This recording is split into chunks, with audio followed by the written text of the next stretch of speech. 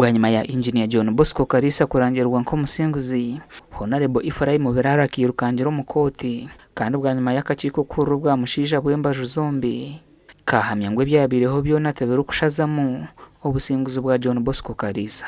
Akaruru kitu kakazamu twakora joint campaigns za bwebiri 12 kwa mushanzu ebiri 17 abanyakweje bona bimuka baza polling station batero bururu bamaze refutero bururu nasinga no bururu mutwaro gumwe na kanana no kushobya kandi abankuratira kai no mutwaro namusisho bururu umutwaro mu bururu kanana.